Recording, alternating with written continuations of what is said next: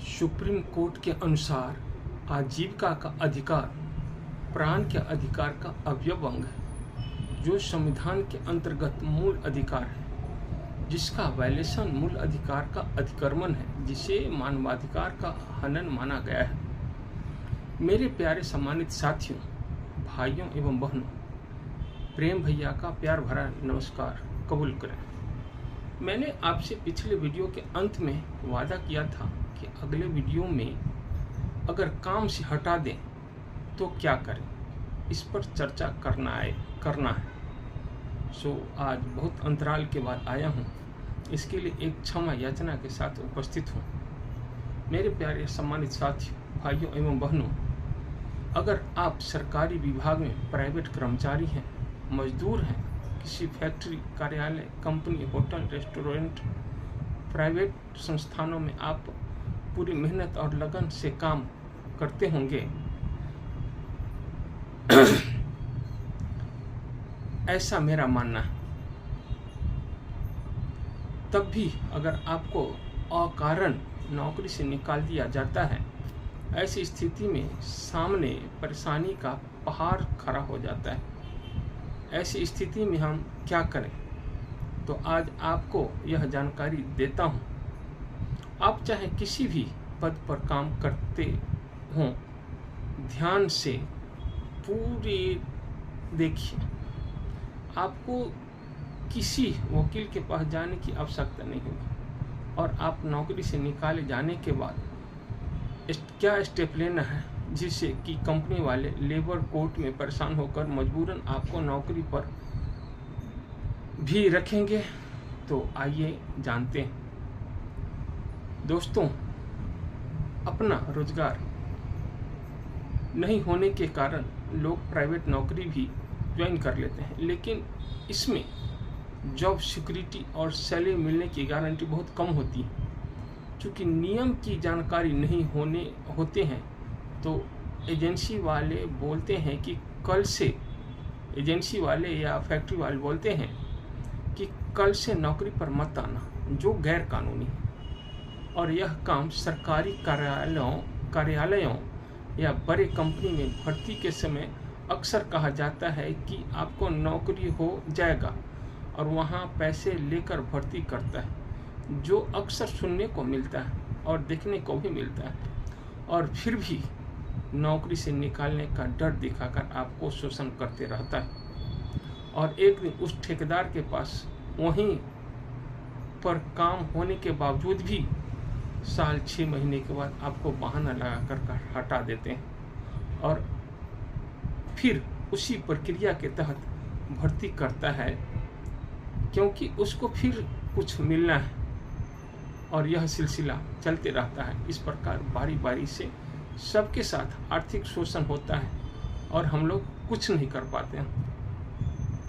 लेकिन अब आपको कंपनी नौकरी से निकाले, तो ऐसी स्थिति में आपको सबसे पहले एजेंसी से टर्मिनेशन लेटर मांगना है। आप इसे फिर से सुन लीजिए। जब आप एजेंसी के नाम आवेदन पत्र लिखेंगे, तो उस आवेदन में जो विषय होगा, उसमें आपको लिखना है कि हटाने का कारण बताते हुए मुझे टर्मिनेशन लेटर दिए जाने के संबंध में।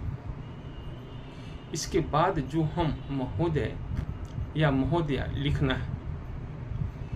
इसके बाद अपना पोस्ट तथा काम करने के महीने या साल का जिक्र करने के साथ साथ भाषा शैली ठीक ढंग से मिलाते हुए लिखें कि मुझे कारण बताते हुए टर्मिनेशन लेटर दिया जाए। क्योंकि भारतीय श्रम कानून के तहत अकारण किसी को नौकरी से नहीं निकाला जा सकता है। कारखाना अधिनियम 1947, जिसे कारखाना अधिनियम 1948 बोला जाता है, के तहत किसी भी इंडस्ट्री में जमीन से जुड़े वर्कर ही वर्कमैन के कैटेगरी में आते हैं। यहाँ तक कि पायलट भी जमीन से जुड़ा होता है, इसलिए वह भी वर्कमैन कैटेगरी में आता है, और वही लेबर कमिश्नर को शिकायत कर सकते हैं।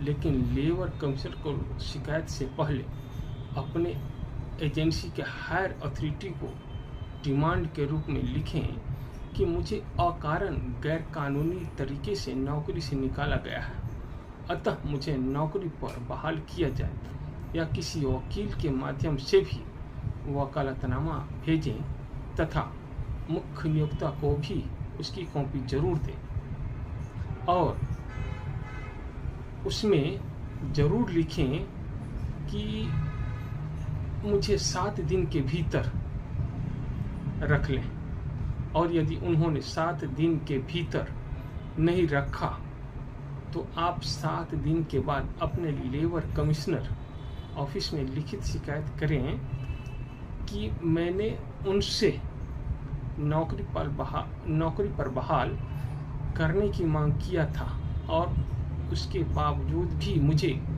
नौकरी पर नहीं रखा गया, तो हटाने के कारण से अवगत कराते हुए टर्मिनेशन लेटर दिया जाए, जिसका मैं मांग करा था, जिसका कॉपी मैं आपको संलग्न कर रहा हूँ, और जो आप उधर मांग करेंगे उसका कॉपी जरूर उधर भेजिए, यानी लेबर कमिश्नर ऑफिस को। और करना भी है, ये लेबर कमिश्नर ऑफिस को आप देंगे तो टर्मिनेशन लेटर के लिए जो आप मांग करें हैं उसका कॉपी जरूर आप दीजिए। ध्यान यह रहे कि आप स्टेट गवर्नमेंट के अंदर आते हैं तो स्टेट गवर्नमेंट के लेबर कमिश्नर ऑफिस में, यदि सेंट्रल गवर्नमेंट के अंडर आते हैं तो रीजनल लेबर कमिश्नर ऑफिस को शिकायत करना है।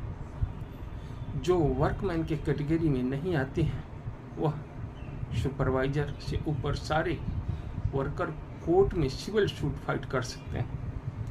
ध्यान रहे, आपको काम का नेचर भी वर्कमैन कैटेगरी को निर्धारित करता है, जिसे अभी बताना संभव नहीं। संविदा श्रम विनियमन एवं उन्मूलन अधिनियम 1970 की धारा 20 के तहत सरकार या मुख्य नियोक्ता श्रमिक को अन्य किसी भी तरह के वायलेशन का ध्यान रखना सरकार या मुख्य नियोक्ता का काम है। उनके सुविधाओं को लागू करने के लिए सरकार या मुख्य नियोक्ता जिम्मेदार होगा। जहां नियुक्त ठेकेदार अपने श्रमिकों को सुविधा प्रदान करने में विफल रहते हैं, यानी श्रमिकों के साथ किसी भी तरह का वायलेशन होने पर मुख्य नियोक्ता इसका जिम्मेदार होंगे। माननीय उच्च न्यायालय ने भी ओल्का टेलिस बनाम मुंबई म्यूनिसिपल कॉरपोरेशन व अन्य 1986 जो झोपड़ी में रहने वाले थे के मामले में यह निर्णय दिया है कि आजीविका का अधिकार प्राण के अधिकार का अवयव अंग है, जो संविधान के अंतर्गत मूल अधिकार है, जिसका वायलेशन मूल अधिकार का अतिक्रमण है, जिसे मानवाधिकार का हनन माना गया है। इसके बाद आगे आपको लिखना है कि डी.के. यादव बनाम JMA इंडस्ट्री एवं 2 अन्य के मामले में भी उच्चतम न्यायालय ने 7 मई 1993 को पुनः कथन किया है कि अनुच्छेद 21 के अंतर्गत प्राण के अधिकार में आजीविका का अधिकार भी शामिल है, जिसका उल्लंघन करते हुए मेरा काम छीन लिया गया है। ये बात आपको पैराग्राफ चेंज करके लिखना है। उसी तरह आगे कहा है कि वह आजीविका जो उनका आश्रय है, जिसके सहारे वह जीते हैं, इस तरह के केस में चमेली सिंह बनाम उत्तर प्रदेश राज्य व अन्य में उच्चतम न्यायालय द्वारा यह निर्णय लिया गया है कि जीविका के रहने के अधिकार में भोजन, जल, बढ़िया वातावरण, शिक्षा, चिकित्सा, सुरक्षा तथा आश्रय विभाग क्षेत्र है, और यह मूल्य मानवीय अधिकार है, जिस आदेश का भी उल्लंघन किया गया जो राष्ट्रीय मानवाधिकार से संबंध रखता है। इस प्रकार उपर्युक्त सभी कानूनों और सुप्रीम कोर्ट के विभिन्न निर्णयों का उल्लंघन किया गया है और मुझे जानबूझकर निकाला गया है, जिससे मुझे financial loss, mental harassment, loss of reputation, loss of opportunity किया गया। अतः मुख्य नियोक्ता से भी मेरा निवेदन है कि एजेंसी के मनमानी दमनकारी नीतियों के खिलाफ न्याय संगत एवं उचित कार्रवाई कर मेरे साथ न्याय करते हुए मुझे पुनः काम पर बहाल किया जाए। यदि नहीं तो 7 कार्य दिवस के भीतर मुझे कारण बताते हुए टर्मिनेशन लेटर दिया जाए, जिससे मैं आगे कार्रवाई कर सकूं। यदि 7 कार्य दिवस के भीतर मुझे टर्मिनेशन लेटर नहीं दिया जाता है तो सारा दोष आपका मानते हुए कानूनी कार्रवाई करने के लिए मैं स्वतंत्र होऊंगा। धन्यवाद।